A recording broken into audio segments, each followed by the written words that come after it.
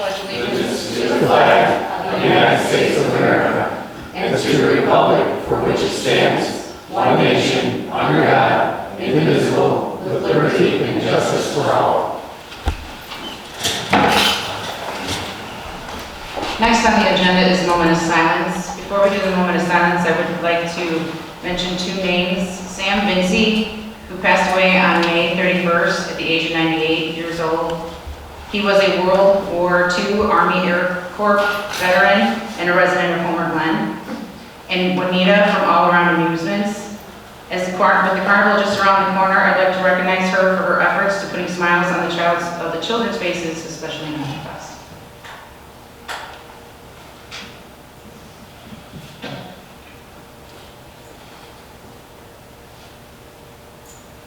Thank you. Clerk, can you please call the roll?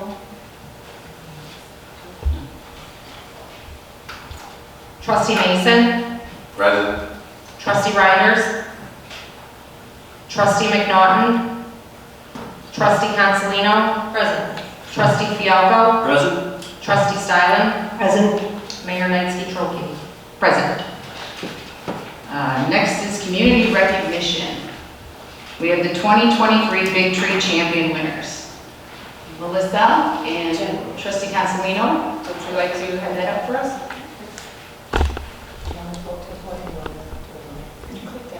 You can do it from there. Come on. I got it. Wherever you feel more comfortable. Do I come down? Sure.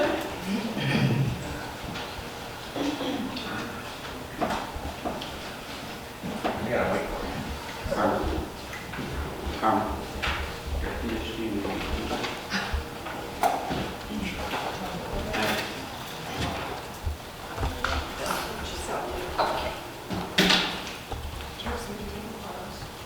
Welcome to the awards night for the Village of Homer Glen Big Tree Champion Contest. This is the 5th year for this contest, and we are very pleased that we will be adding one new tree species, a white pine, to our Big Tree Champion list, as well as 10 winners that replace previous Big Tree champions. This is an important award that recognizes the need to appreciate and protect the natural environment within the Village of Homer Glen. Champion trees are individual trees which are exceptional examples of their species because of their size, age, and rarity.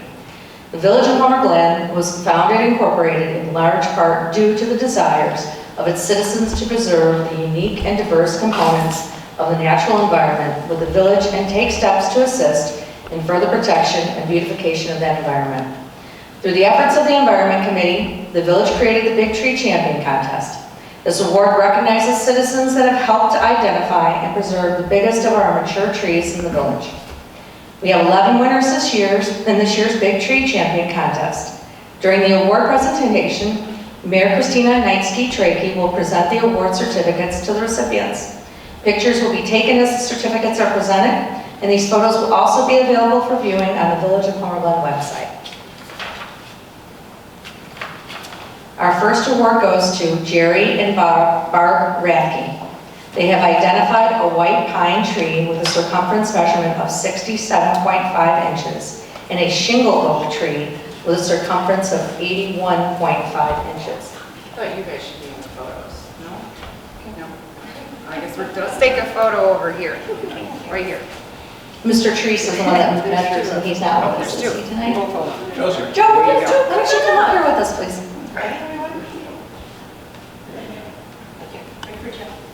Thank you. You should get a picture, sir. Yeah, somebody, yes. Joe, you should get a picture. This is Mr. Treese. Come on over. Joe's our wonderful member of the Environment Committee that goes out and measures all the trees for By us. myself. Morning, Mary. So this isn't possible without him. Next we have John and Frida Zutant. They have identified a bald cypress tree with a circumference of 70 inches.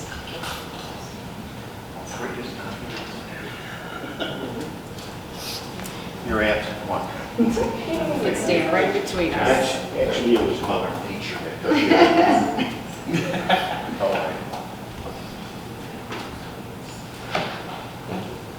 Yeah, congratulations. Thanks, John. Next we have James R. Fensel, who has identified an eastern cottonwood tree with a circumference of 127 inches. Wow, big tree. Come on, Mr. Fensel, get right in the middle here. Congratulations. Yep, look right at Gia. Thank you. Thank you, thank you. May I say a word? Sure. John, or, I'm sorry, How do I Trustee do Gilson, it? if you'd like to say a word. Is that all right? Absolutely, thank you. What has happened is, we moved into this village not very long ago, and I didn't have an eye for this sort of vegetation, but my son-in-law, Kurt Mason, does have such an eye. So he identified this tree when he learned about your process. And this tree is an eastern cottonwood, so let me take a moment. This tree is an eastern cottonwood. They usually live like 70 to 100 years. It's almost like a well-lived human. And under the conditions we have here, which is good soil down there on the,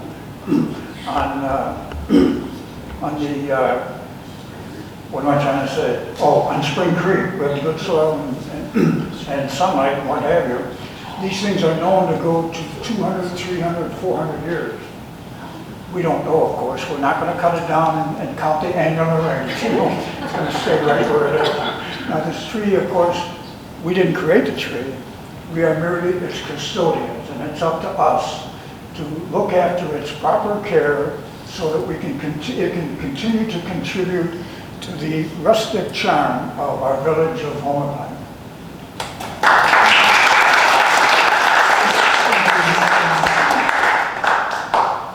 Next, we have John and Margaret Tofinelli. They have identified a mulberry tree with a circumference of 127 inches. Next, we have Bruce Rogers, who has identified a pin oak tree with a circumference of 130 inches. Congratulations. Congratulations.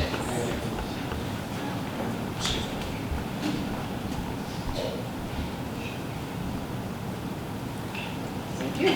Thank you. Next, we have Antonio and Marilyn Maloney. Malone, sorry, okay. And they had identified a sugar maple tree with a circumference of 159 inches.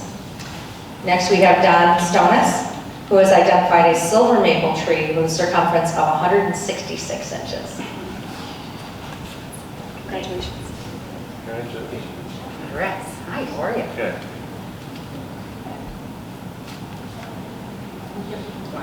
Yep. Next, we have Lawrence and Kathy Anderson. They have identified a willow tree with a circumference of 167.5 inches. Wow. Congratulations. Thank you. Thank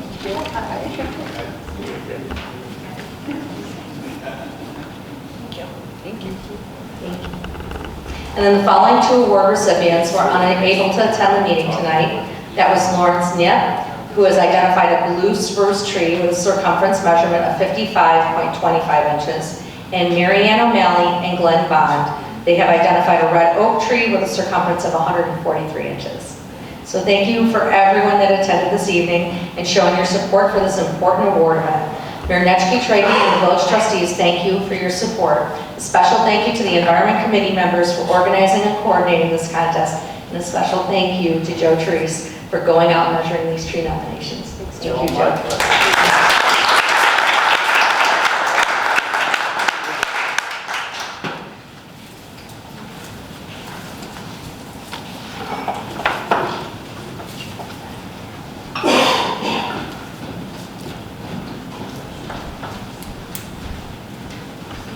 One person who was not thanked was Chairman Trustee Consolino for her efforts with the Environment Committee. We do have three more actually, recognitions today. They're not on the agenda, but Clerk Bilski would like to recognize somebody as well. We wanted to recognize the Lockport Township High School varsity softball team for winning sectionals and the boys varsity team for winning regionals and advancing on to the sectional championship.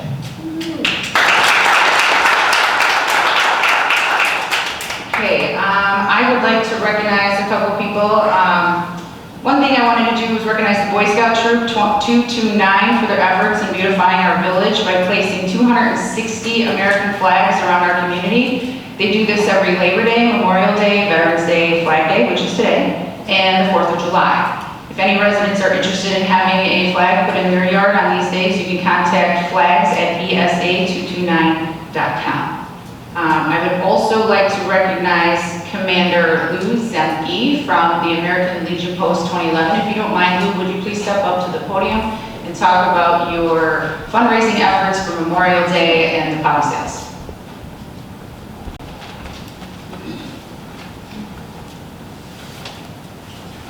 Thank you. My name is Lou Zemke. I'm the commander of the PFC Michael C. Allenberry American Legion Post 2011 of Homer, Glen.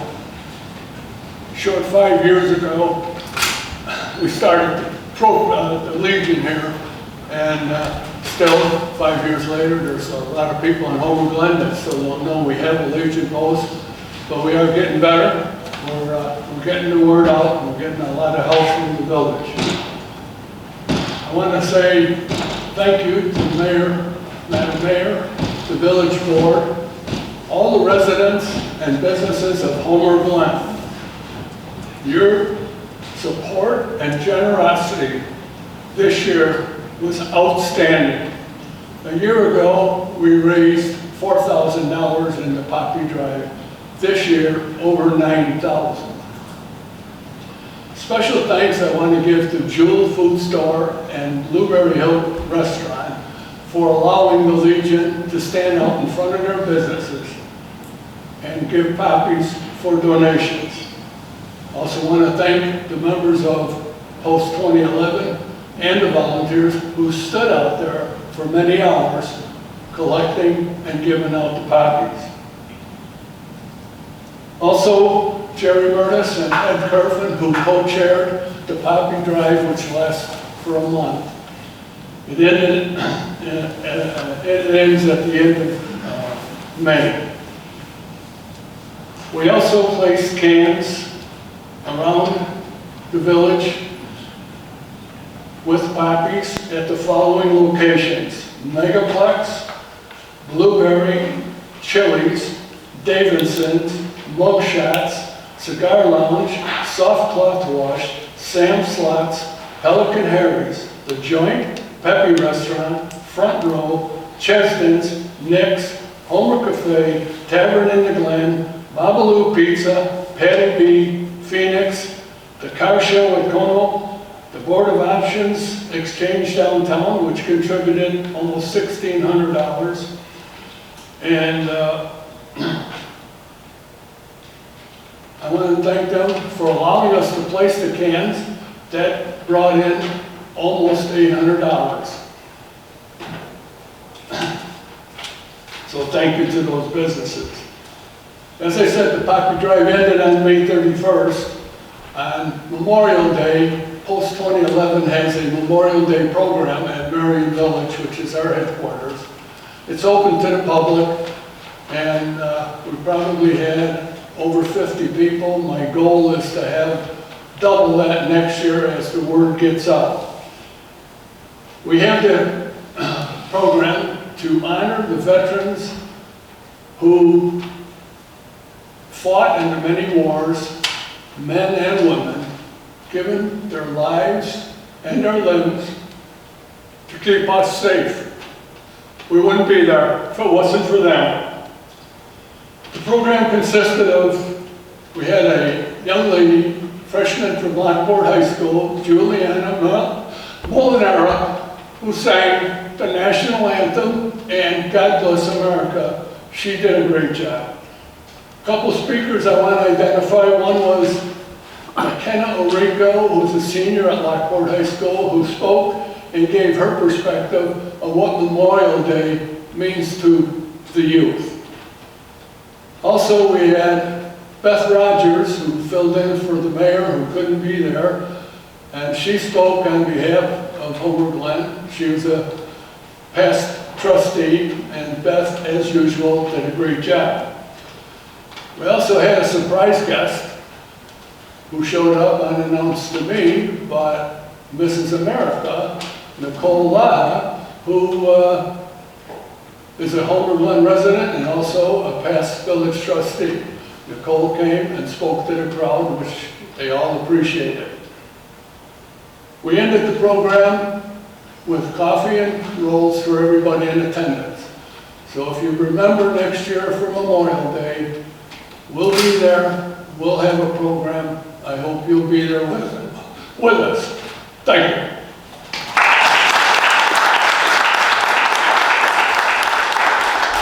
Thank you, Lou. Okay, next on the agenda is amendments to the agenda. Do we have any amendments? Okay, hearing none. Approval of the agenda. Well, I guess we don't have to do that since we didn't have any amendments. I'm sure you should always Yeah. the agenda. Okay, is there a motion I'll to make- approve? Go ahead. Is there a motion to approve the agenda? I'll make that motion. I'll second. Should you go in favor? All in favor? Aye. Opposed? Motion carries. Next is approval of the minutes. Is there a motion? It's in the packet. There should have been minutes. No? Okay, there's no minutes. All right, for public comment? No. There's no public comment. Okay, we're moving right along. Reports and communication from the president and other officers. Manager Morella? Hello, everybody. As we wind up for the Homer Fest, we are still looking for some volunteers. Just want to let everybody know that at homerfest.com you can register to do some volunteer work. We're looking for more of the evening hours. It seems like we're lacking some volunteers in those areas. So if anybody's willing to come out, it's a fun time. You get to meet new people. It's a great time to do a part for your community. And if you come out and volunteer, that'd be great. So the other thing, I don't have anything else. I'm okay. All right, we'll move on to the trustees. Trustee Consolino, do you have anything? Good evening. I just wanted to give everybody a little background on Flag Day. Nearly 250 years ago, on June 14, 1777, the Continental Congress approved the design of the national flag. And this is why we now celebrate Flag Day on the anniversary of that resolution. Resolved, the flag of the 13 United States shall be 13 stripes, alternate red and white, that the Union be 13 stars, white on blue field, representing a new constellation. There's a resolution that was adopted by the Continental Congress on June 14, 1777, in the midst of the Revolutionary War. We don't know for sure who designed this first official flag, but the Library of Congress says most historians believe it was designed by Congressman Francis Hopkinson and sewn early on by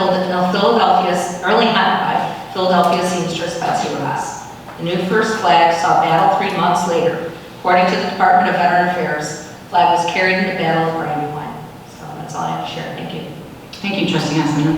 Trustee Mason?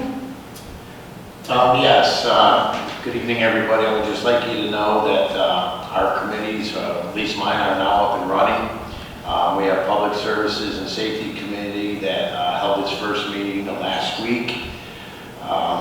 There are some misguided untruths that float around out there, and myself, the Mayor, and Lieutenant Taylor, who's doing a great job of keeping us all informed and safe, has told me that if something urgent comes to light, he will bring it to our attention. I will definitely bring it to yours.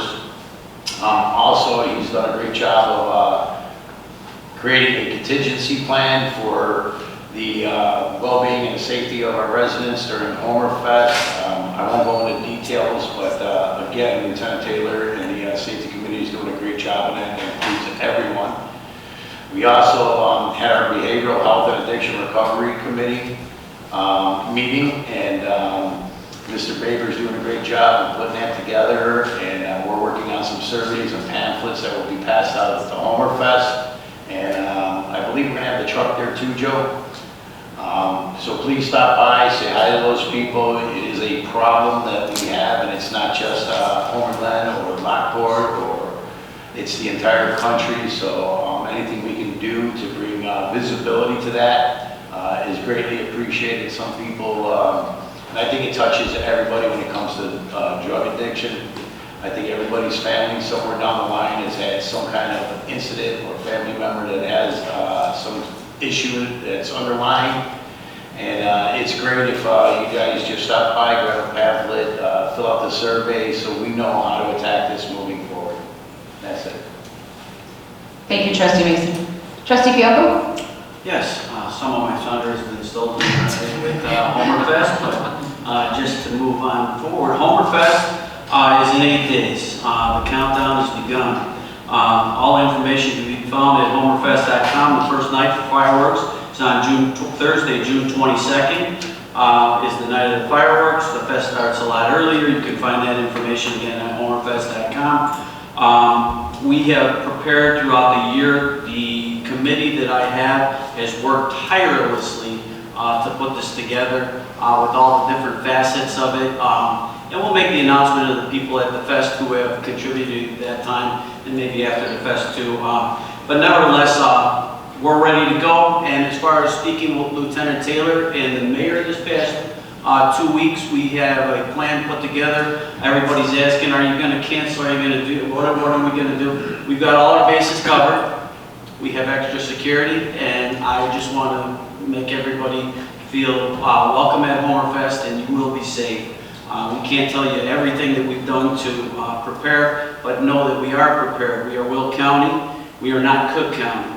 We have a state's attorney in Glasgow that stands up for this county. He stands up for this village. And anyway, I don't think we have to worry when it comes to that end of it. We're not going to shut anything. We cannot penalize the many for the infractions of the few. I've said a few times this week, but we're not have no plans of shutting down Homerfest unless we have real bad weather, which I won't talk about because we're not going to. But in addition to that, for the fest, yes, we would like you to bring lawn chairs, your blankets, and your sprinkle ponchos just in case. But the reason for that is we have an open concept stage this year. All the previous years it has been inside of a tent. This year it is not inside of a tent. There's a big main stage. There's an open area similar to Parkview Bank in Rosemont, similar to Taste of Orland Park. And the sound production people that I work with said, Dan, because I asked them, are we ready for outside sound? And what they had said is 95% of what we do for Fest in bands are outside now. They don't have them inside tents. Although if you go to smaller towns where they don't have the room, sometimes that is still done. What we can't allow at the Fest is coolers, outside beverage or food, and umbrellas. So other than that, plan on coming to Homerfest and have a great time like we always do. The first day of summer is on that, I believe it's on the 21st, and so that's a great way to kick off summer coming to Homerfest. And just to compliment what you said, Jennifer, actually today is Flag Day. It was a great thing that you mentioned that in the history about Flag Day, but today is actually Flag Day, so display yours proud. Thank you. Thank you, Trustee Fialko. Trustee Styling? Just that tonight we're going to be appointing members for the new Community Development Committee. I'm really looking forward to reporting in the future months and creating some nice community pride. Thank you. Thank you, Trustee Styling. Village Clerk? I have nothing to report. Okay. Village Attorney? Just to apologize to the mayor and the board and the staff for being late tonight and the citizens, so my apologies for being late. We didn't notice. Public safety officials? Go for it. Thank you. Okay, I'm next. Couple things. The village has started a veteran sign-up sheet. If you can check out our Facebook page or website, if you're a veteran or know of a veteran that's in Homer Glen, please register them with the village. We're not sending them crazy emails or anything. It's more or less just so we know where they are and they can be involved in our programs and we have something special. I know at Homerfest on Sunday we have a beautiful veterans thing planned. Township Trustee Mike Bonomo is and Michelle Perkin are putting on this beautiful event on Sunday. So if you know a veteran or want to come and thank a veteran, please attend on Sunday. I'm not sure the exact time is 1. Well, it's a combination of Senior Acknowledgement Day and Veterans Day. The Veterans portion will be from 2 to 2:45, and the music that will complement that time period from 3 to 5 is Nick at Night, 7-piece orchestra band. Thank you, Trustee Bianco. The other thing is, I wanted to let you know that there will be a Vet Palooza put on by the Disabled Patriot Fund on August 12th. If you guys are interested in that, you can check out the website on that too. I wanted to thank the all-around amusements for their generous donation of stuffed animals for Special Needs Day. They really stepped up to the plate this year. As I mentioned Juanita earlier, her goal was to put smiles on children's faces, and her husband had donated an additional dollar amount this year to really amp up the toys. So I wanted to thank them and the Fest Committee for working amazingly with the Ability Awareness Committee. I'm hoping this year is a huge success. One funny thing, I did not realize that Homer Glen does not have its own flag. So I know the staff is working on designing a Village of Homer Glen flag, which I thought we had one, but I was told we didn't. I thought we did too, but I was told we did not. Well, that's what I was told, that's what I said, but then I was told that's not the official flag. So I was just told that we were going to be working on one. So. Okay. So I guess you don't, there you go. Reminder that the next meeting on June 28th is canceled. We will be back on July 12th. There's been a lot of discussion or emails that I've been receiving regarding disc golf. We are working behind the scenes to figure those details out. It's kind of up in the air right now, but we'll all get together and talk about that at some point at a meeting. Also want to congratulate all the graduating classes of 2023. And let's see, Fest. So one thing left on the Fest, Township Trustee Mike Bonomo and myself will be raising money on Saturday from 12:30 to 2:30. We're going to be taking whipped cream pies in the face to raise money for our Ability Awareness Committee. We are also having a dunk tank. We're looking for volunteers to go in the dunk tank to raise money for the Ability Awareness Committee as well. I've had some offers ready from some big names in town, so if there's anybody else that's interested, please let the village staff know. Also, I was just notified that there is a black Nissan Rogue with the lights on running in the parking lot, so if that's anybody's car, your car is on. Okay, next under my report, I have invited Jim Petrakos, from TRIA to explain a few things regarding the Veterans Memorial. Or the previous Veterans Memorial.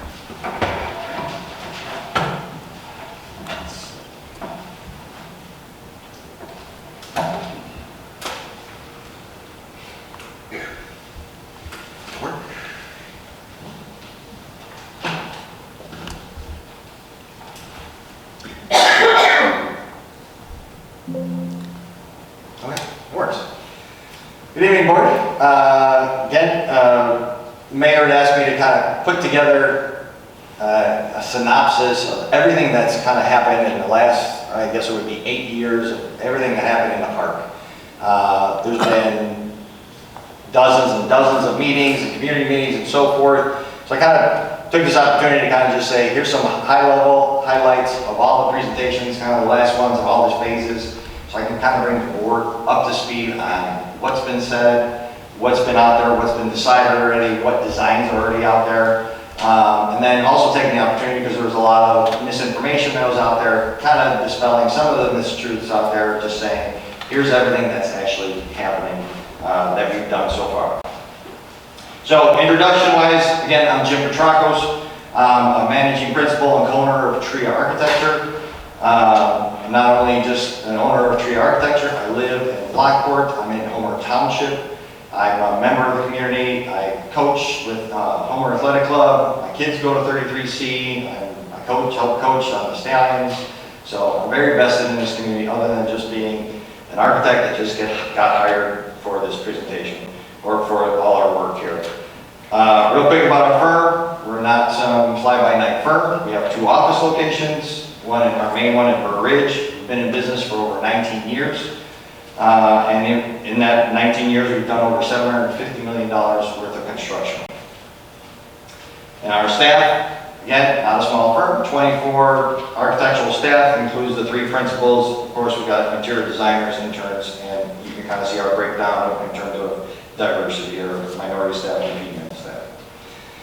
So the first thing I wanted to talk about is kind of really going back to the original there's a lot of questions came up of how did the village start working with TRIA, right? And this is where I actually kind of call it, this is where kind of some of the rumor mill, I'm going to call the mistruths that are out there. Wanted to just bring those up, right? So we can kind of talk about them up and publicly. There's been a lot of comments about no bid architect, no bid contractor. I get it. It was political season. This all kind of started 2 years ago with that political session. It kind of continued into this session. The cul-de-sac project kind of was the culmination of everything. It just kind of set everything off. And that's where our firm kind of got dragged in it because we are the architect for that. So I want to dispel some of the issues that are out there publicly. So again, you don't bid architects. Let's see if this actually works. So there is a statute that is 50 ILCS 510 that everyone can look up. This is the Local Government Professional Services Selection Act. As you can see here highlighted, oh, it's not showing up actually. Let's change presentation.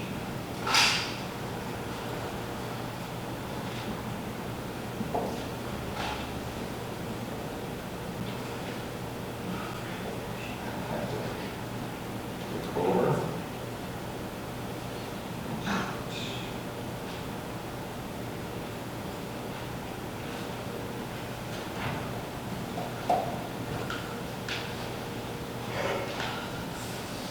Sorry for my background here. Kids.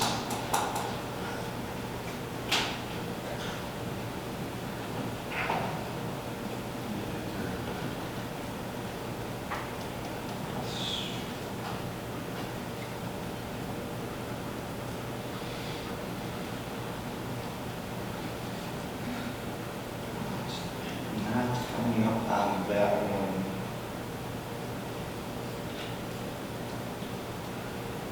Okay. Okay. We'll do it this way. All right. So you can actually see this here. Sorry for that. 50 ILCS 510. This is straight from Illinois' website. As you can see here, architectural, engineering, and land surveying services are to be brought through with a request for qualifications process, the Professional Services Selection Act. If you go down here, the intent of this, and if you read this, right, in no case shall political subdivision prior to selecting a firm for negotiation under Section 7 seek formal or informal submission of verbal or written estimates of costs or proposals in terms of dollars, hours required, percentage of construction costs, or any other measure of compensation. This is the legal reason for this. As you're hiring an architect, the intent is being you're hiring an architect on their qualifications, not the lowest bid architect. You probably do the same thing on your residential. If you hired somebody residentially, you do that. Once you kind of go through that, then you can start talking about pricing. So there was a process through the village for an RFQ process. TRIA was not selected at that. There was another architectural firm that started this village hall. And then they went through that process. When the election went through, they were unsatisfied with the current architect, so they let him go. And they were under a timeline, so they asked me to take a look at what can actually happen in this for the village hall. That's when I got hired. And without the RFQ, as you can see here, except home rule units, this is an exception where you don't have to go through that RFQ process each and every time if you're a home rule unit. So it actually bypasses that process. That's how we got hired to expedite the process and the design for the village hall and so forth. So, and it actually came out cheaper than the original architect. And on our original project, we actually saved more money on that project from the original estimates. We actually compensated for our costs. So, just wanted to bring that one up there. So if we go back to the PowerPoint. So that was the contracts. So that was the actual RFQ process. In terms of contract, again, rumor mill, TRIA would get a cut from their subs.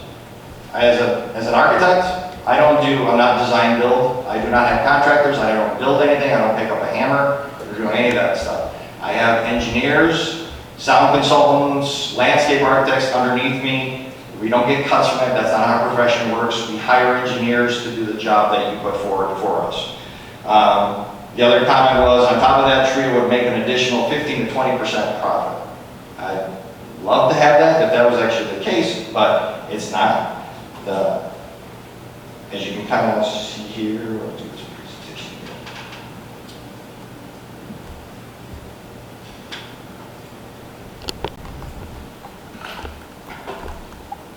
As long as you're pausing, is it less than 10 or 15 or 20% though, somewhere in there? I will explain that to you right So B101. So as you can see here, September of 2015 is when the board actually hired us officially with a contract. It was a master contract. The village board actually voted on it. It's between Village of Homer Glen, TRIA Architecture, as you can see there. It's a long contract where I highlighted the areas for you to look at. Mr. Petrakis, do you have copies of this PowerPoint for any of us? I don't, but I can get that to you. Yeah, that would be appreciated since we weren't aware that you were going to be here tonight at all. So as you can see here, Article 11, compensation. This is the highlighted area. Our compensation that we worked out with the village is everything that's being done per construction. So if a project costs, as you can see there, the project scale, anywhere between $1 million and $1.49 million, our fee is 9.5% of that cost of the work. That is in our contract. So it's all based on that percentage. So on some of the projects, the bigger projects that were there, then they're down to 8%. I think that was your question.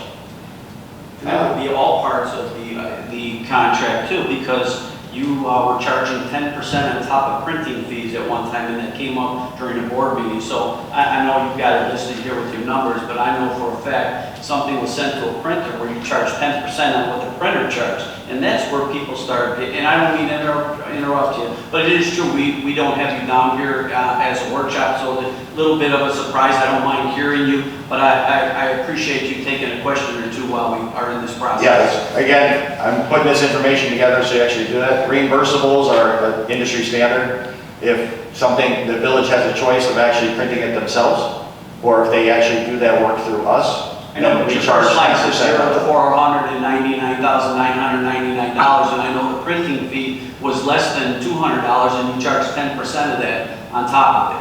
So it may have been part of some contract, but you still had it there. It also says time and material or negotiated lump sum.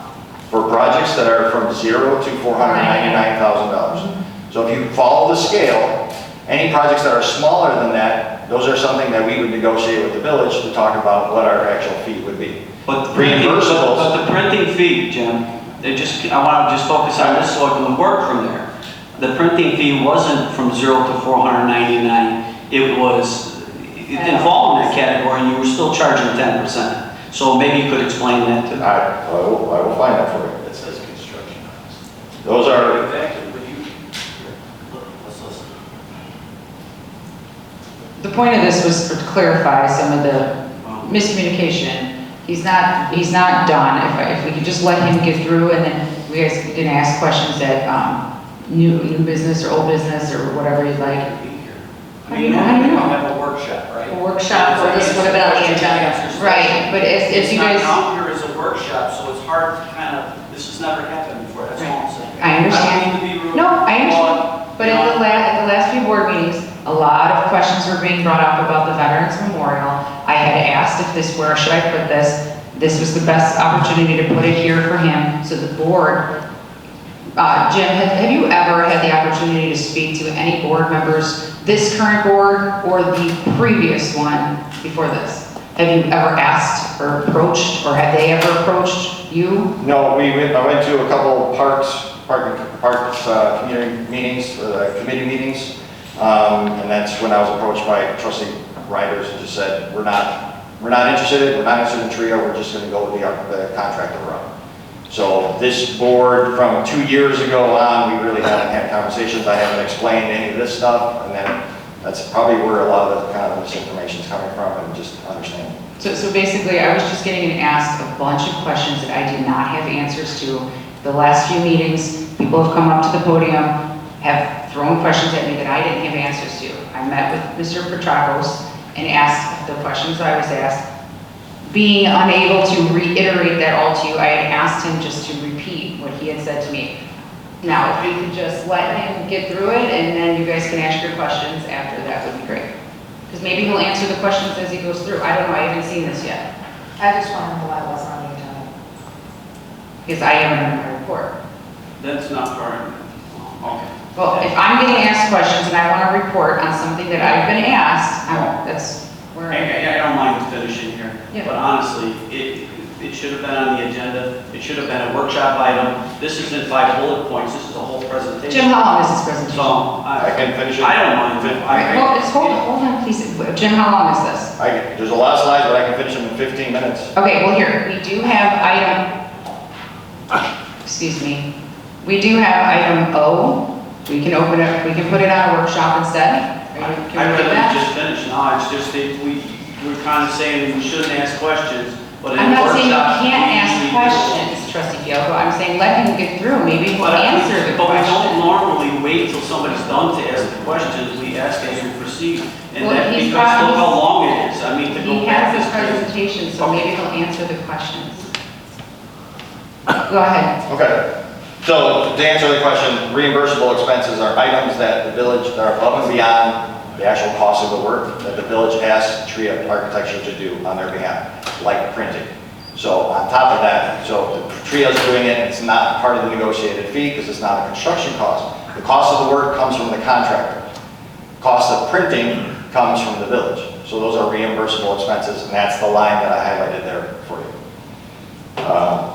But as you go through, I think there are other questions in terms of the 20%, where some of the confusion came in. So I think it was a couple board meetings ago saying that TRIA would get a 20% profit or 20% fee on top of this. As you can see here, here's all the phases from schematic design, design development. Please pay attention to these, I'll refer to them later, right? Construction documents, bidding and negotiation, construction phase. During that phase, if I was to complete the construction phase, say, of the cul-de-sac that got stopped, I would get paid 20% of my fee. So my fee is broken up into that 100%.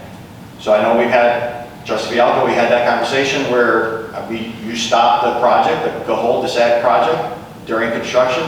That money that was left at 20%. We didn't get paid a portion of that 20%.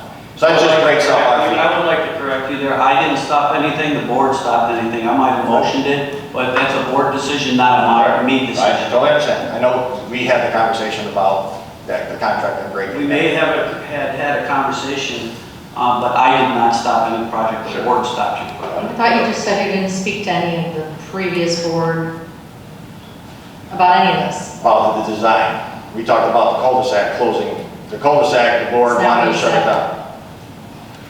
Okay? I don't, can you just clarify where we had that conversation that you're speaking of though? Because other than the board here?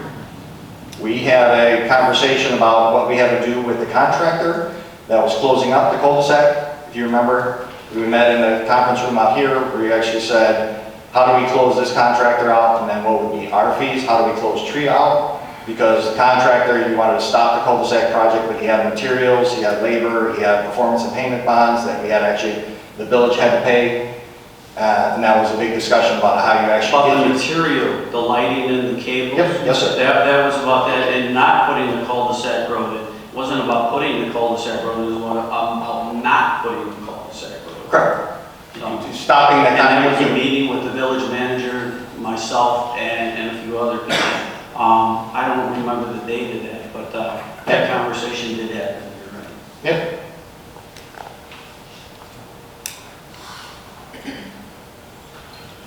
So, so before we, in terms of contract, right, first time TRIA Architecture was part of it, the park actually got worked on, was a presentation, was planning resources. Planning resources got hired through an RFQ process. They hired TRIA Architecture to do the architectural portion of it. So PRI was the main contract with the village. They did your comprehensive plan for the entire Heritage Park. And as a refresher, I kind of threw in all these slides for everyone to kind of touch on these. But this was one of the last presentations that PRI did for the board and the community. You can kind of talk about everything they did, their design philosophy, but public input that they actually had. I know there was a question about, was there any public input on Heritage Park? Where did it actually come from? Again, there were a lot of focus groups that were done, officials, we had workshops with that, and the residents, there was an online forum, My Sidewalks, and there were open houses. You know, they talked about with seniors, they talked to Homer Athletic Club and a couple other groups. Here's some of the input that they presented at that meeting. So, again, initial concepts, how they broke up the entire site, how they actually talked about all those different areas of the entire, doesn't look like this now because the design process has developed this a lot further. This was the original conceptual plan. I'm just showing this for everyone so they kind of understand that portion of it.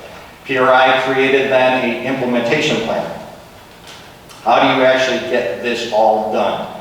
I know there's a question about was disc golf in the original plans. Their disc golf was in the original plans all the way from PRI's plans. You can see them all the way up here above active core. So, the next one you know is active core project. That's one where TRIA got hired again to actually do the active core project. Everyone knows that, how that layout went. That's essentially all I'm showing for that project. I just wanted to inform you that the timeline of everything. While that was going on, next project was Heritage Park, was a master planning. The board didn't know how to actually, board back then didn't know how to actually attack the rest of the park and which order and what dollars and so forth. How to actually put money and funds together for all these. So we did a process of just saying, we can either do it all together or we can break it up into phases. So that's when we took actual PRI's plans. Everything in gray that you see there is stuff that at that point was already done. So the ring road was done, active core was done, the 319 grant was done. All the other areas you can see here, the cul-de-sac, you can see the sled hill, disc golf, the village hall with the village green and amphitheater. Jim, could you just explain the 319 grant so the rest of the board understands that wasn't here for it? What a 319 grant is, just briefly? I didn't work on that project, but it's Nobody a mentioned it in your conversation. Yeah, that was done. I know what it is, I'm just saying for the rest of the board. My understanding of the 319 grant, HR Green did that project for you, but it was a natural resource area that they received a grant for. And it bordered the cul-de-sac road, correct? Correct. Yeah, you can see it there on the drawing. It's right next to it. All right, thank you. But you can Before actually, you continue, can I just say one more thing though? A 319 grant was gotten so we could preserve that, it remains, what do they call it, Carmen? We're a natural preserve, so we can't build onto that land. Then there was another grant that they tried getting for the cul-de-sac road. It was never gotten. It was for $700 and some thousand. If I remember correctly, when we looked at the price of this job, it was about $50,000 per parking spot. So, go ahead. for the For the cul-de-sac. cul-de-sac road. As you can kind of see here, there's other parking spots, parking areas down here along 151st, and then the fishing pier that was there. I'm bringing up this drawing here because that was the kind of the nexus of saying, how do we break this park apart, and how do we estimate it, and how do we kind of do certain things. That's when we actually did this diagram here to sit there and say, take every one of those projects, all how they were broken, and if you did one project per year.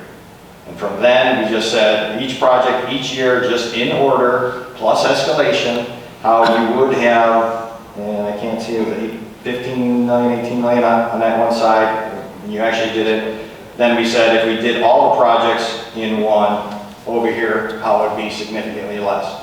But the village board at that point just said, we're not doing everything, we can't afford the entire project at once, so let's progress further on how we can actually break this up. So that progressed into, here's one of the presentations about the master plan. There was an update on the active core, we updated it on that chart, and we did estimates. And if you see here, on every estimate, there's a 1A and 1B. After dozens of meetings, we actually said, okay, we can't afford all of disc golf or any of these phases. How can we break it up between a phase 1A and a 1B? Here's a minimal, so which was 1A. 1B was the after if we got more money, we can actually do other things and do them later. That was under your village manager, Mertens, that we did this exercise on. So you can see all of them have a different phase, have a B to them. So when we started breaking each phase in half now, as you can see. So you can see here Village Hall and Christmas tree on 151st Street streetscape. This was back when everyone thought 151st Street was going to be expanded, so we had to do something along 151st Street. It was when everyone was having the Christmas tree lighting, and it was supposed to be back here. I know that has moved, and that's probably one of the reasons why the Veterans Memorial moved back here. But it was also doing all the landscaping, because when we did the Village Hall, we did no landscaping outside. The board didn't want to do any landscaping or anything outside Village Hall. So that was left barren, so we said, in this project, we'll take care of that, or at least identify it.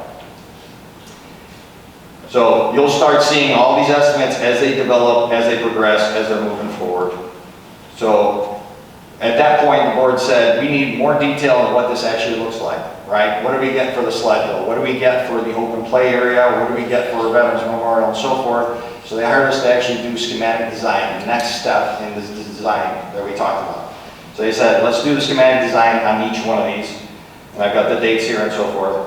So here's one of the last presentations. This was one of those that we actually talked about how we got here, all the meetings, when we met with all the design teams, the committee of the wholes, the board meetings, and so forth.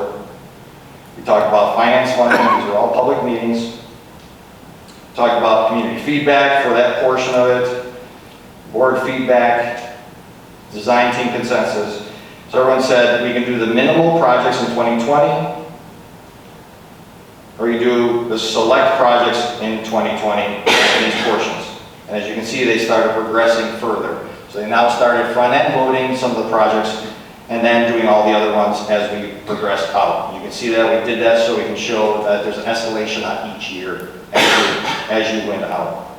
Again, so this was the consensus from the team to actually move forward from the schematic design, option D. Option D is what the village board voted on. Correct, right there. That one. And that was- So that was open play, Where are you at on option what? D. You've got the area here. so option D is here at the top. So option 2A, open play, 3, sled hill, 4A, village hall, veterans memorial. The next one, 4BA, was village green and amphitheater. 5A was the activity area. 7 was the cul-de-sac road, and 10A was the active course swings. When I went through all the records, this was the one that we had voted on in January of 2020.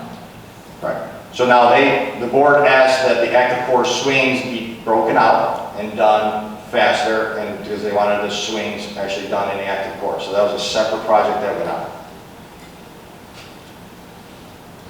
So again, you can kind of see the areas, how we broke them up. We start getting into more detail. So this was kind of the play area, open play area. You can see the soccer field. This is where we had planned for soccer field. Here's an area that we planned for transplanting trees because we didn't want to tear down any of the trees or cut down any of the trees. So there's a whole transplant area. So we had to figure out how to grade this area so kids wouldn't hurt themselves. We talked about a path that would connect from behind here, because when you actually went on the path in Heritage Park, you never connected unless you had to go through the parking lot. So there's a path that actually went behind here so people would stay off the parking lot. This is kind of what the drawing looked like. You kind of see the soccer field and so forth, how we're planning there. That was the estimate. This was the sled hill. We talked about fireworks. The grand plan was always having one center access from Village Hall through the Veterans Memorial, through the Village Green, through the amphitheater, straight to the sled hill. And then you put the actual fireworks on top of the sled hill. Can you go back to the estimate, please? Thank you. This was all from that presentation, if you look it up.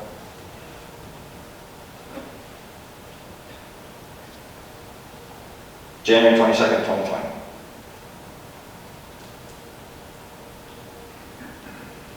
So, when I get back to this spot. So we talked about, you can see the concentric rings here. We showed the village that you can actually have that. You can still have the fall zones for the fireworks. You wouldn't be impeding on any of the residents on the side. There was a stair going up, so forth. We had signs for the kids sledding down, that would be black, green, blue, so forth. 4A.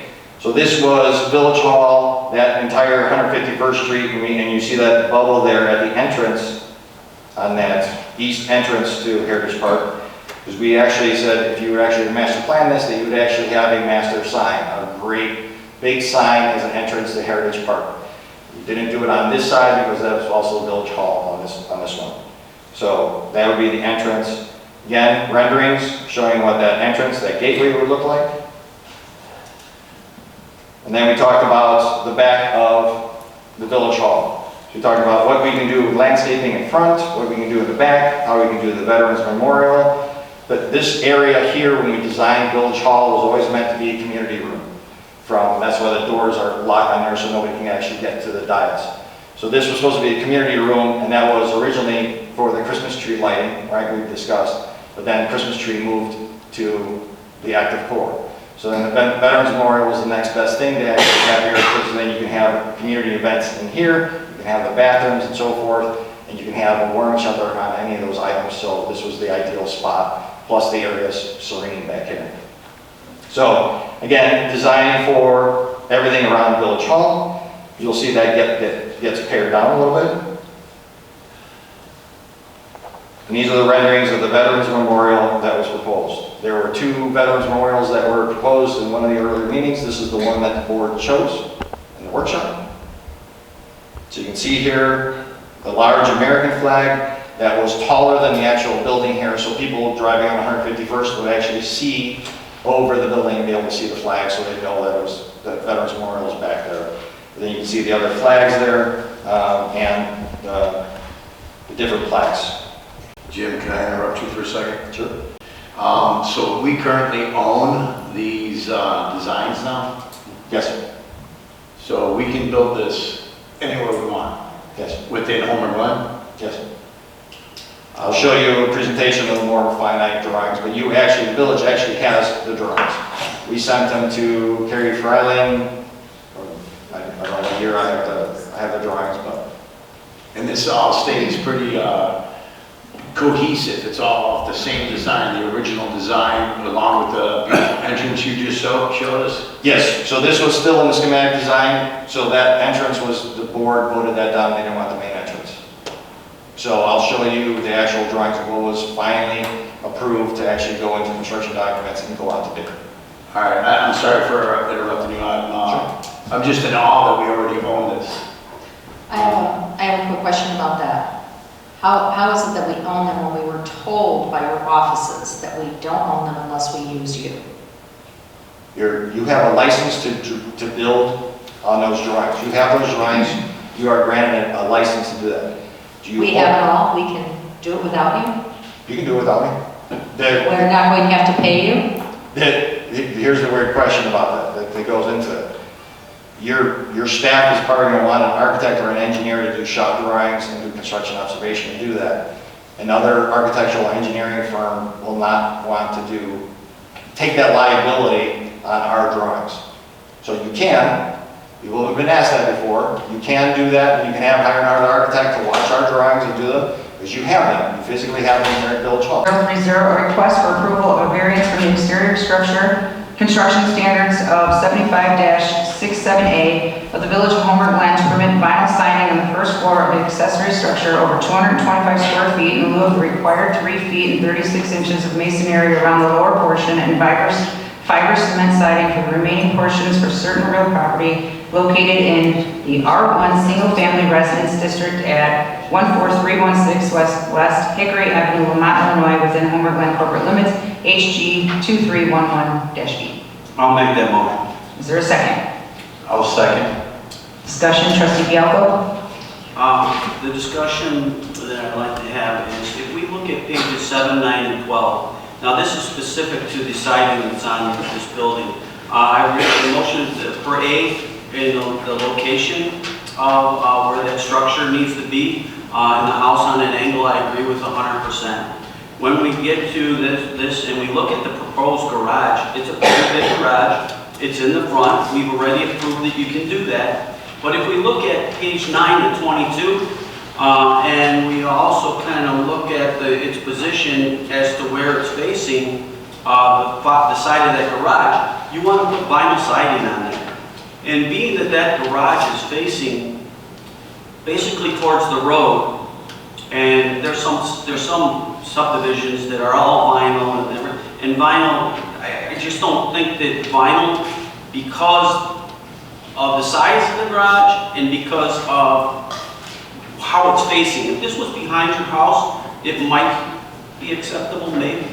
But being that this is that close to the road and it's that huge of a structure, it's a pretty big structure. It ends up having 3 garage doors on it. One is really taller than the other 2. This is your neighbor. I mean, the thing is, I don't think that should be vinyl siding. Now, I don't know what the second option for you, what you could do or what you want to do. But I was wondering if, Melissa, you could explain, and I know I don't want to know about any neighbors. I only want to know about this property and what the options they would have. So code requires, because their house is masonry, code requires for any accessory structures over 225 square feet to be masonry, 36 inches up from the bottom on all 4 elevations. The balance of materials on that structure have to meet the fiber cement siding specification standard. So that's like hardy board, but it doesn't have to be hardy board. That's just a brand, right? So there's other materials out there that also meet that same specification. That's fiber cement siding. We've also, Joe Baber has also approved materials like LP siding or It's a brand. there's engineered like sidings. There's a specific ASTM standard for fiber cement siding that must be met. But it's got an architectural kind of appearance that's appealing. And it's more sturdy, right? Correct. The one material that we typically don't allow is aluminum siding. That's a prohibited material. By code. Although the code does say for accessory structures over 225, if they wanted to apply for a variance, even administratively through Carmen, they can ask to put on there prohibited materials, and it specifically says that. So they could come and request from the village manager to use aluminum siding if they wanted to. So that could be an option if it was granted, depending on the situation. This one obviously is in the front yard, so it's a little different. Excuse me. That's the cough drop. It's not supposed to do that. Like what Sue was saying, to match for it to match, not only color-wise, but in material. What is the material that's on the house right now? So it's brick. It's kind of like a brown mixed. No, what is it this, the fiber, is it the cement siding, or the cement board? It's like stucco ephes. Is there any siding or is it like a stucco? Kind of a, In the house? yeah. No, the house. Bricks. This area right here in the front, what is that? Oh, that's the gazebo. Lo daba de otro lado. Oh, not here, Yeah. sorry.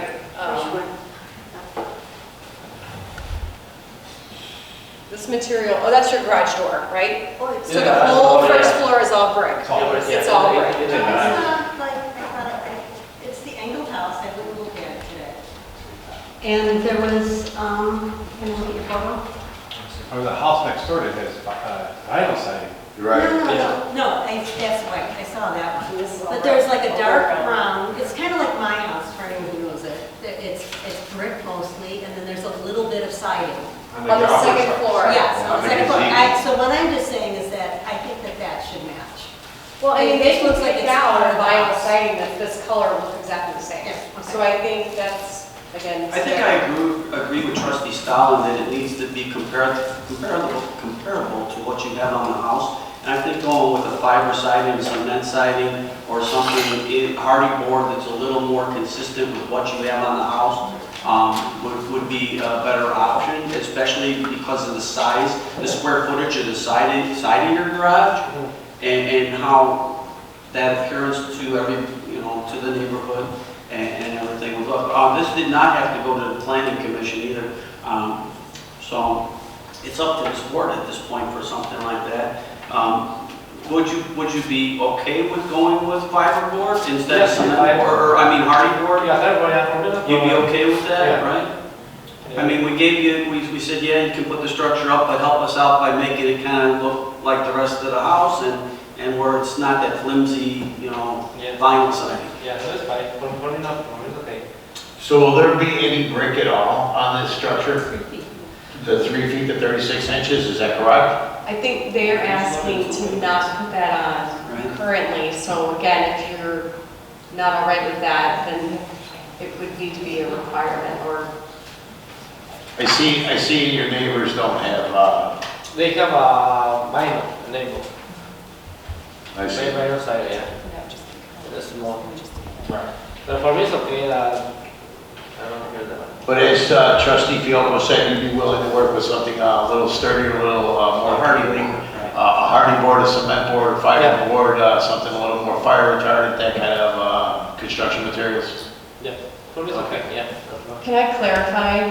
So if the entire structure can be constructed out of the hardy board, and no masonry would be required, and the board is okay with that, I think that you would need to amend this so that there's a variance to not require masonry, right? Because the fiber cement The meets 36 inch. Correct. If you wanted the masonry, then you actually would just deny this because they would have to meet code with the masonry and the fiber cement siding. Does that make sense? Could they come back though with a redesign, kind of like to fit what? Well, they wouldn't need to if they're within the code, right? I guess I'm not hearing anybody up here strongly encouraging them to have masonry on there, right? I don't know what The I'm lower is 36 inches. You That's know, what they're looking for. They're looking for relief for the brick on So it would be a the relief lower of the 36 brick. inches. and the neighbor next door has vinyl, Vinyl, and they're yes. not going against any There's a code. mix of materials in that That's neighborhood. it. And, I mean, I'm not gonna, here, there was no public testimony. Nobody was upset by this with any of the neighbors. But the point trustee Stalin said is so it matches and so it's consistent with the house and the rest of it. I think that makes a lot of sense. And you agreed that you could do that too, right? Yeah. With the hardy board. So now the question, it sounds like to me, is what about the bottom with the brick veneer, right? I don't know. You're look in the design, you don't want to have to put that there. I don't know what the rest of the board thinks, but your house is all brick, right? So wouldn't it look really nice if it had that on it with the hardy board? I mean, it might be a little more expensive, but wouldn't it add value to the house too? And being that this is the struggle we have. It's not behind your house, right? So it's not off the road into the back. It's in the front. Yeah. You know, it's your house, and the more beautiful it looks, the better in the long run the resale value will be too, right? That's kind of how I'm looking at it. Yeah, that's fine. There are new materials that are brick veneer that don't require the brick ledge like your typical home does. That You would use the accept, same- right? That would be acceptable. Just a thin sheet brick type material that's been kiln dried. Those are acceptable materials. Would you work with for our them and code. let them know what they could put up for our code then, to help them We can out? work with the applicant on that. Are you willing to do that, sir? Like a brick veneer, like a thinner Yeah. layer, Instead just of- for the aesthetics, for the It's not your beautification. true brick and mortar like you would do every course. It's a sheet product that Yeah. actually allowed by our code. Yeah. Yeah, that's fine. Okay, so I guess to go back, this would just be a no on this then, You right? would just be denying. Just deny this and Because then that you're would gonna be move code. forward with Joe helping you to figure out what you can use. To also save you some money by not having a solid brick configuration. Yeah. Did everyone, trustee Castellino, did you have anything to add? You guys are over there? Okay. I know this is not related to this one, and I didn't realize this until after the motion had already passed for the previous ordinance. Those conditions that are listed 1 through 4 are in the ordinance. So by approving that ordinance, you approved those conditions. Just want to clarify that the plan commission had made to extend the overhangs, to add an additional window, to use a larger lap siding size. So I just want to be clear that that's what was approved tonight. Yes. That, and then, okay. And so now we have B, right, that it was, we had a first and a second on to approve, right? What was your concern on that one, number 4? I just brought it up because I think that when Sue mentioned it, she wasn't bothered by 1 through 4, she just wanted it to match the house. So I think there was a little bit of discussion, and I wanted to make sure that everybody understood that by approving that ordinance, you approve the conditions of 1 through 4. Yes, but I'm saying number 4 where it says use of different color siding, is that where your concern was at? Nope. Just in general, that everybody understood that 1 through 4. You are planning on trying to get as close to the color of your house with the garage, though, right? Number 4, though, means by the planning commission that they were looking for an additional siding, like, pattern in the gable area. Okay. So it's like in color. that triangular area up top, that Right. you would do something different, like, I don't know, like a Accent. fishtail or whatever the different kinds of patterns. that Egg you rough can do, looking maybe, or shape, shaker, or yeah. some Versus type of- just the, 8-inch standard, 8-inch or 6-inch article set. Oh, I see. Okay, that makes sense. Okay, Madam Clerk, can you please call the roll? Wait, so we have, we're on these up there. Right now, say no. We're gonna say no. Everyone, it's a no, right? Yes. Okay, go ahead. Madam Clerk? Make sure that they understand.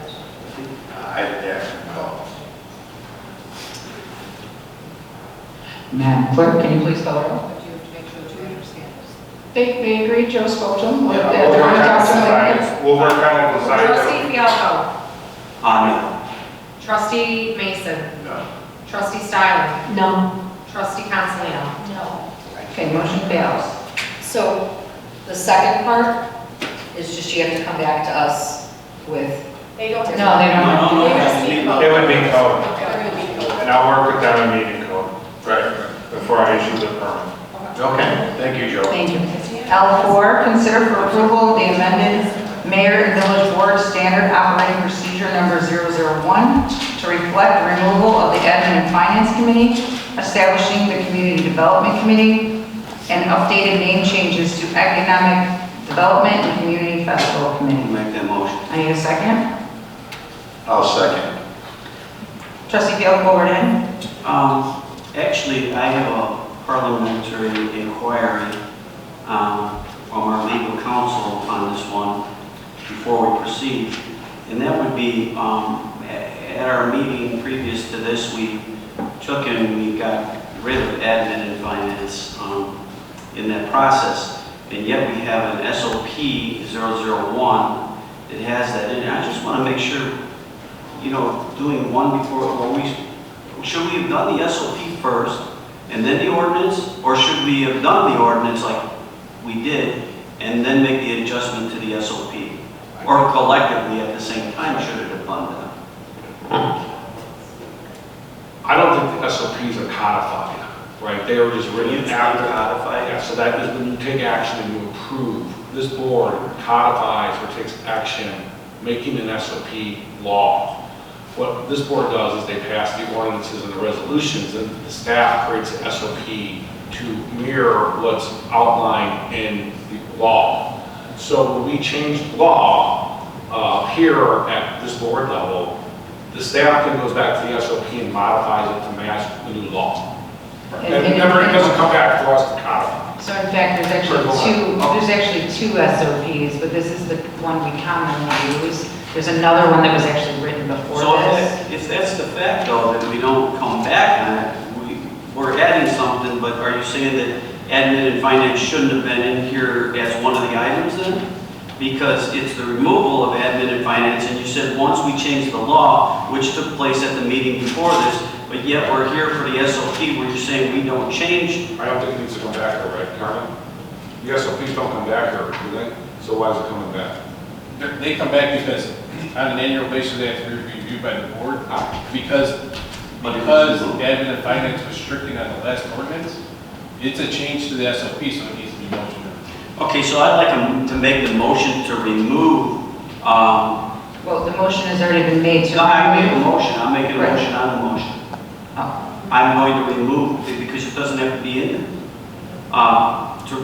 Procedure number, to reflect, all we're going to remove is the removal of administration and finance committee. And then procedure number 1 to reflect establishing the community. So if we start here, they'll remove, the removal of the admin and finance committee. So you want to remove the verbiage Yeah, 'cause of also- removing the admin and finance because it's already been removed. Correct. Yeah, but this is, I understand what Paul's saying because it's not an ordinance or anything, this is just standard operating procedures within the village hall for Yeah, he's staff. saying it shouldn't be in here. So I don't even, to be honest, I don't even know why it's here in the first Right, place. so he's saying it because- shouldn't be in here, so I'm making a motion. No, I mean, I don't even understand why this whole agenda item is in here if this is just an SOP for staff. I didn't ask for it to be in. I did not either, that's why I was just confused, so in fact, I wanted to speak with each committee and make sure that we understand that this is what each committee is supposed to be doing, and under community Okay, so- festival committee, there's actually nothing under there. There's no standard operating procedures. Would it be better if we table it then? Right. Let's table it and I'll, Carmen will figure it out. Okay, I'll remove my motion to amend, and I'll remove my motion to consider. And I need to have a second. And I'll second. You'll remove your second? Yes, now I'll remove my second. Okay, now I'll make the motion to table L4. And now, is there a second? I'll second. Okay, Madam Clerk, can you please call the roll? Trustee Stylen? Aye. Trustee Consolino?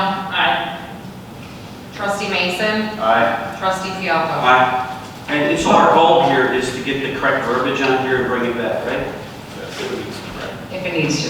Right, and I'll work with Carmen. Okay. Well, when we say, we usually say table indefinitely or to the next meeting, or, so we'll figure it out. Okay. Thank you. You're welcome, Dan. Consider for approval the updated 2023 meeting schedule calendar for the village board, plan commission, and committees. Is there a motion?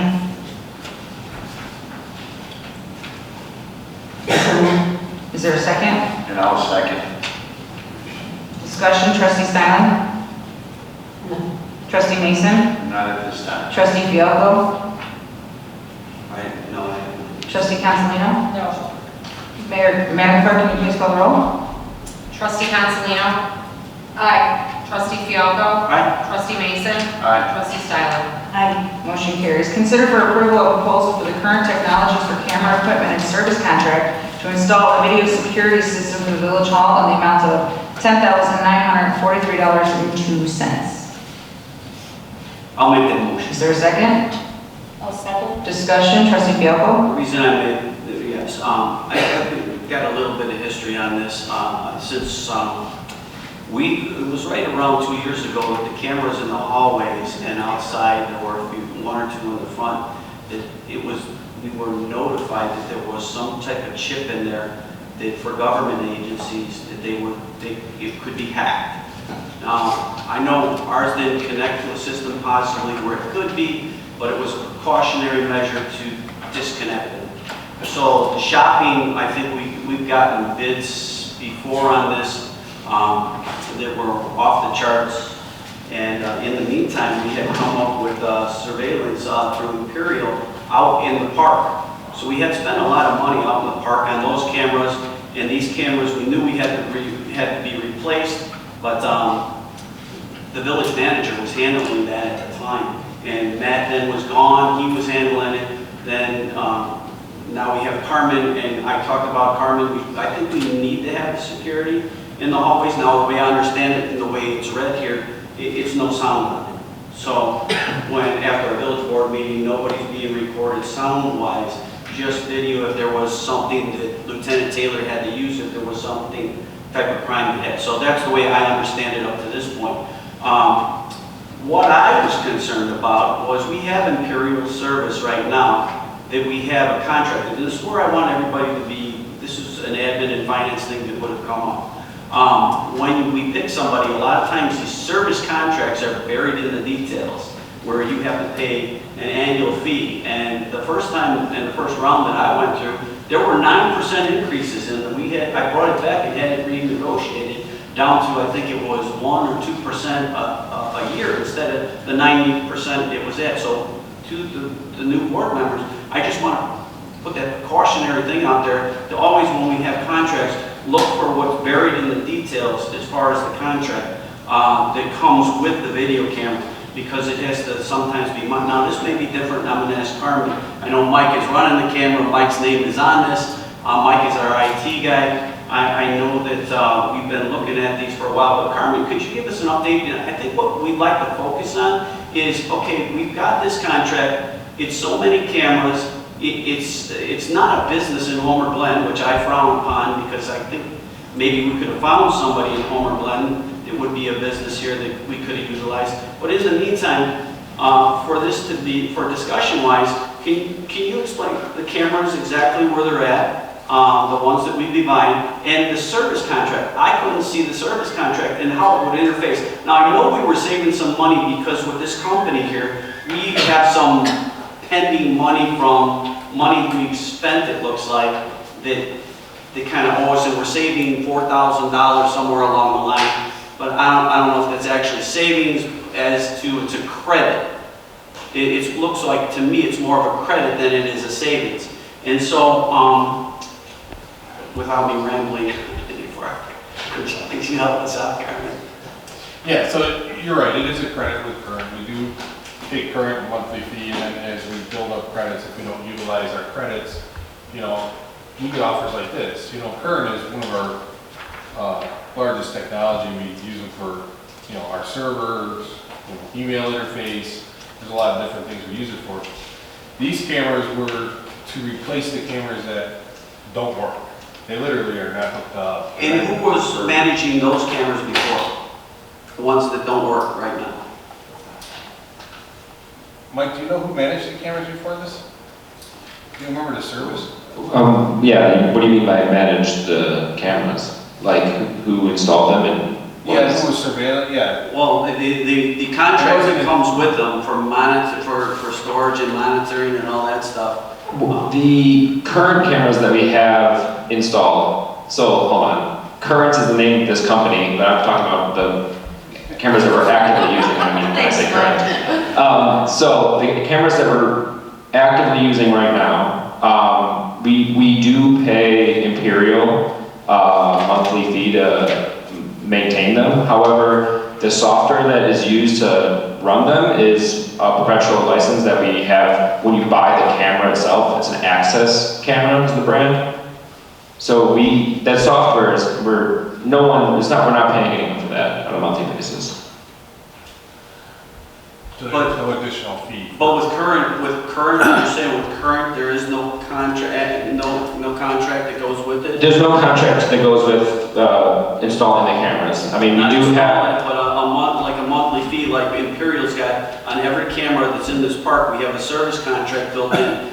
Yes. Where's the service contract for these? If they break, who's going to maintain them? That would just fall under the active contract that we have with current technologies. They're our MSP, and they provide supplemental IT support for whatever we would need. When you say it falls under the contract, what you mean though, it's Is the the- contract we have with them, and then they would bill us as needed, not that we'd have a monthly fee to pay, correct? You're correct. Okay. Mike, so when you say that we've paid for the licensing something, so now, Well, go ahead. as soon as each camera comes with a license, a perpetual license for the software. So the cameras that we have right now are the software with it is already licensed. We're just paying Imperial to help maintain if anything breaks or whatnot, because they're the ones that installed it. So before I was here, but someone signed a contract with them to maintain any issues that might occur. Yeah, but you need to be clear on that, Mike. The Imperial is only outside as far as I know. Correct, yes. So I guess, like what Curtis is asking, I'm guessing, why didn't we just kind of tag on to Imperial's contract that they have already? We save some money by using the same contractor that already takes care of the rest of the cameras. Well, I mean, we did. And one of the 4 quotes is from Imperial, but they were just more expensive. Trustee Councilman, you seconded the motion. Did you have anything to add before I open it up to the other trustees? No, just that I wish this would have been hashed out at handoff. Employee Pierce, how long have we been investigating this? Since I started, at When you least. started, and when was Well, that? I have been since I started, and I assume you have been before that as And well. when did you start? February? February, and we are now in the month of June, so Yeah. again, just to point out, everyone keeps bringing up A&F, here we are in June, and it's finally at the dais, so, excuse me, Trustee Fielder, let me just finish the rest of the trustees before I get back to you. Trustee Mason, did you have anything to add? No. Trustee Steinman? No. Trustee Fialko? The only clarification I wanted to give, because you listed a whole bunch of stuff for A&F last time, that it was this long, that long, and now you kind of just said it again. Everything that went to A&F was staff generated. Carmen, is that correct? We generate. Right. Anything that would be delayed would be coming from the staff side, not the committee of A&F. The committee of A&F never delayed anything. We handled things right away, except for the roof went back and forth a little bit for the roof on this building.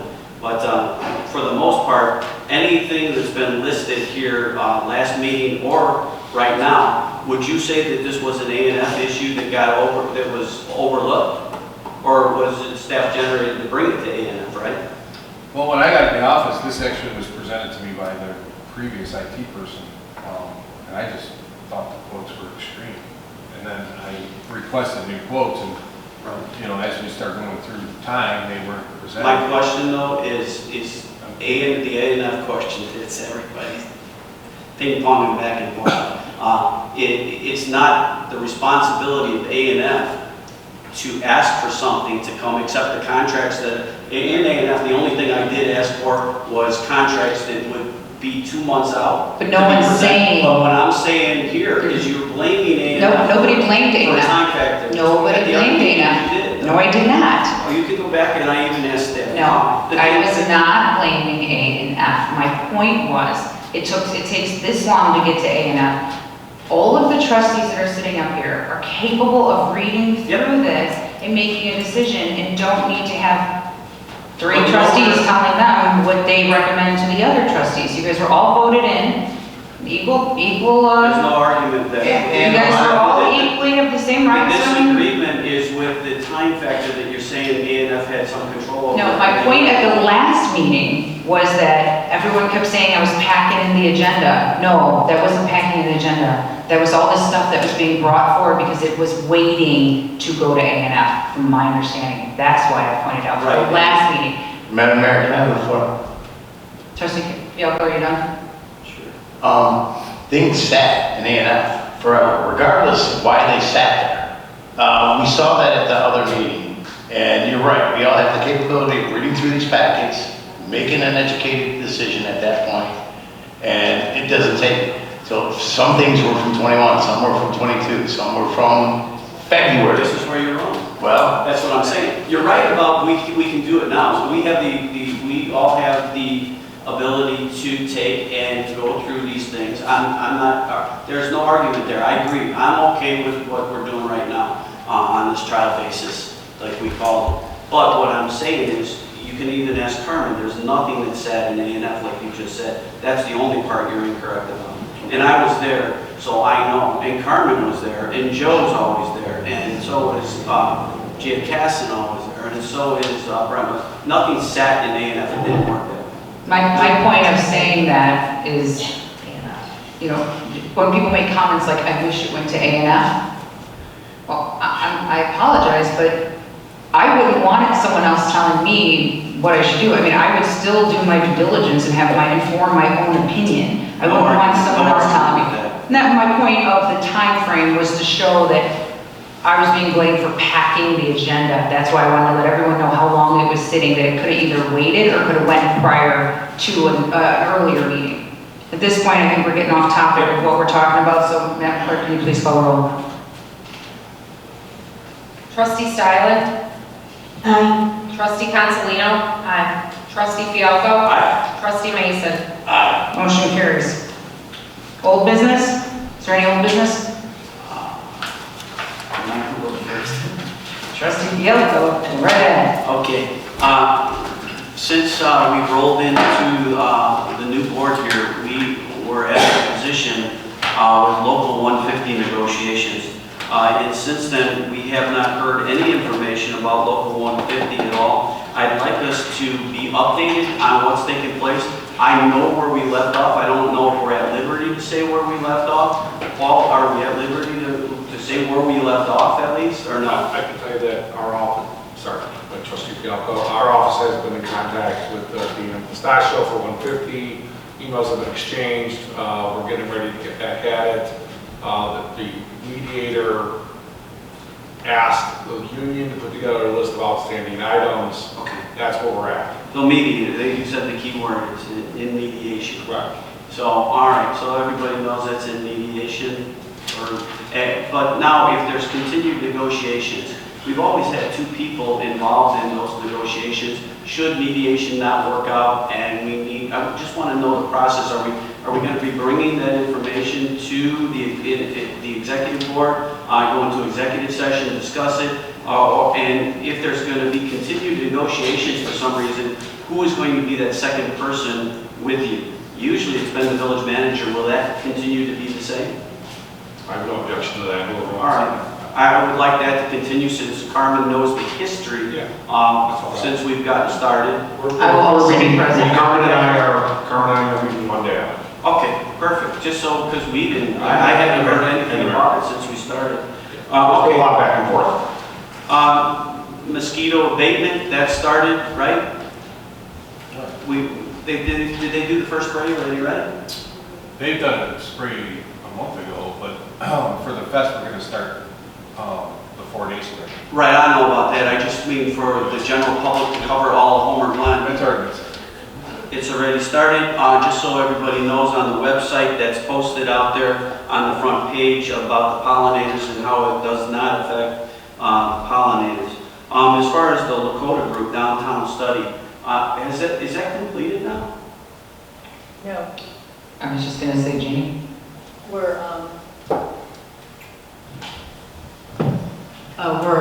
about to receive a summary from Lakota about the public engagement process that they've been involved in. There's a steering committee meeting scheduled for July 18th, I believe it is, to discuss all of that.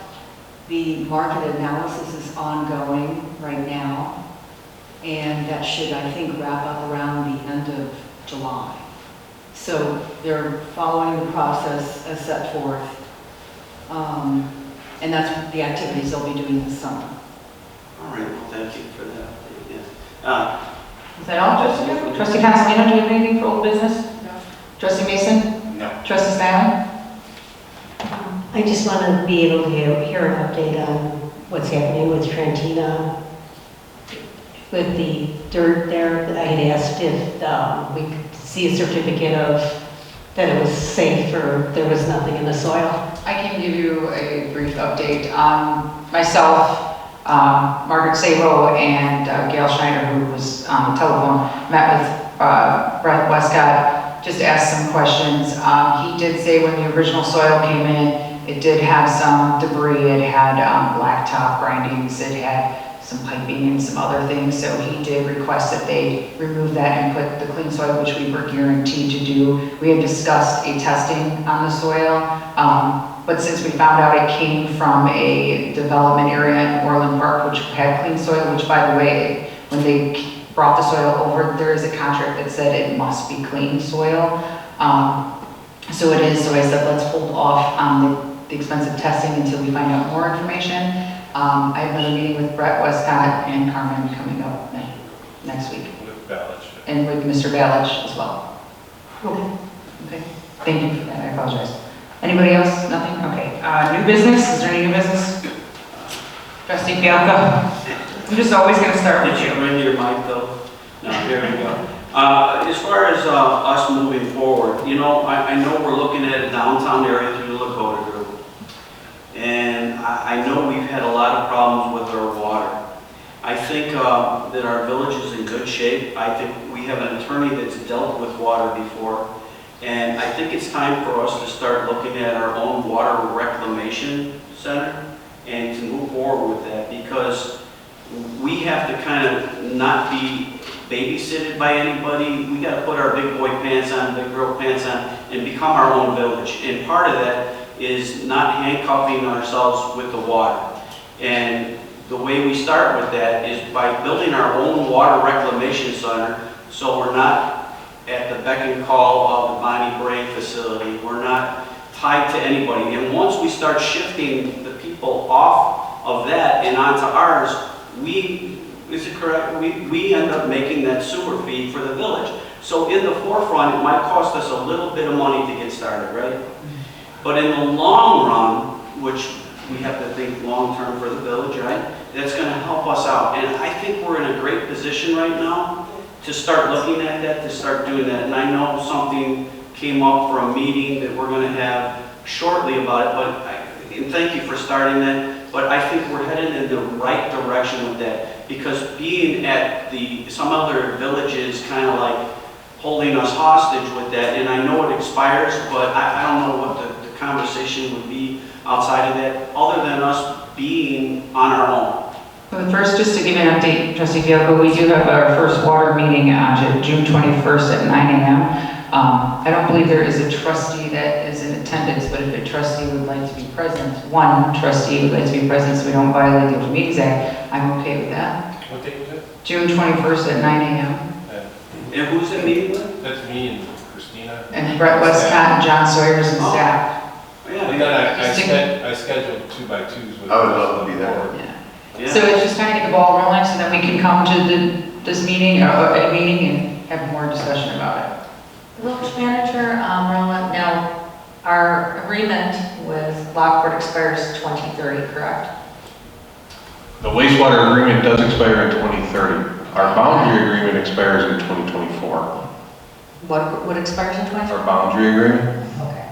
But for the water, because I know Lockport's put it out there publicly, you know, that they're not going to be getting us water, it's because they can't produce it with Bonnie Bray, correct? Yeah, Bonnie Bray is degraded faster than they anticipated. They are in phase 1 of engineering for an upgrade to the Division Street plant, with no expectation on when that would be finalized.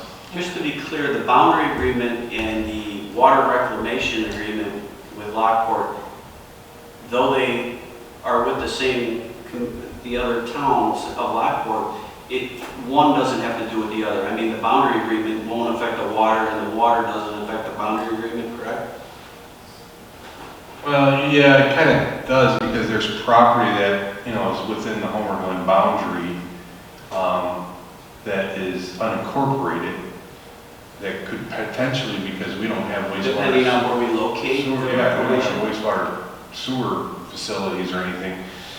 Those properties could essentially be taken if the boundary agreement isn't solved. So would your recommendation be to take care of our boundary agreement first and settle that somehow, or can we start on water reclamation? So that's a conversation I wanted to have with the board. Okay. Lockport's came back with some things that I'd like to discuss, so that's why we're going to start having 2x2s, so we can not violating on the Open Meetings Act, and then we can give you guys a big update going forward. And there is grant funding available if we were interested in water treatment, correct? Yes. And we could also use our American Recovery Act funding for, I think I asked John Sawyer that during the meeting. Correct. The last thing, anybody else on water? Yeah. Thank you, Trustee Fielko. You and I had talked a while back about this, and you said that, of course, we can't have somebody else holding us hostage, as Trustee Fielko stated. You said the initial cost preliminary, off the top of your head, was between 6 and 10 million. Is that correct? Yeah, that's preliminary cost that we're looking at right now. Okay. And it can be upwards of 25 million. 40 million, correct? When you get into a larger plant, yeah, you can get up into the 40 million. All right. Thank you, Carmen. Can we, even if we start at half of it, let's say a third of that, can you build onto those things as time progresses, or do you have to do it all at one time? So the goal of the village is to progressively grow that plant. So we're looking at facilitating a smaller plant And as the need increases, we would increase the plant. So it wouldn't be so much of an upfront cost. And with the reason we're doing that is we're looking for the users to get on that plant first. You know, right now we have a gas station, maybe a few homes or something like that, but nothing major. As we start progressing with development, because we're mapping out a certain MGD plant right now, as we increase our development on 159 corridor, we can definitely increase the capacity moving forward. So we're looking at a general area where we would like to put our facility planning area to encompass that. But we don't want to start with a $40 million plant. We'd like to start with a smaller plant that we can additionally add on to over time to create a little easement to. And that will only help out that side of Homer Glen, correct? So in conjunction with doing a wastewater treatment facility, we also want to do a master plan for sewer water in the entire village. So that's something we're looking at too. We don't know where it could end up, you know. The only other, oh, I'm sorry, water, if we're not done, I'm thinking about something else. It's okay. Is there anything else on the water? Trustee Fialko? The only thing I'd like to add, and we talked about it earlier, Carmen, John Sawyer, when he came to the meetings for, I don't want to, A&F, let's say, that makes it solid. He used to give us these packets and these graphs, right? And so what I'd like us, everybody got an email to them, I'd like them to be included in the packet so we can go through it and we can explain to the public as to where we're at with certain numbers, like the tax on gas for parks is way down because the cost of gas in Homer Glen is way up, so people are going other places to buy gas. So for you to see that on a chart in a meeting and for the public to see it is very informative because you can see where the money's coming in faster than we expected it. You can see where it's not coming in and where we actually need it at some points. In parks is just the example. So if we could include that stuff that we usually have in that packet, in our board packet, that'd be great. That's usually created once a month. Yep, I know. So you're okay with the First meeting. First meeting? Okay, that's all I want to clarify. Anybody else have anything for new business? The only thing I forgot to add was that Mega Pack sales, I'm sorry, Trustee Fialko, I don't know if you mentioned that already. Did they end tomorrow? With the early bird, is that tomorrow that they end? I believe it is tomorrow, or today, is it today? The 14th. So the pre-sale for, I think it's $10 cheaper, ended today, I believe. Trustee Fialko, do you have the answer? I don't know, maybe we could do something to extend that. I'll maybe call them up. Okay. I don't know where we're at in sales. I didn't ask. That's a one and only question. I didn't ask today. Okay. We have no items for workshop. We clearly went through that earlier today. We don't have anything for executive session, that I understand. Motion to adjourn. I'll make that motion. I will second. All in favor? Aye.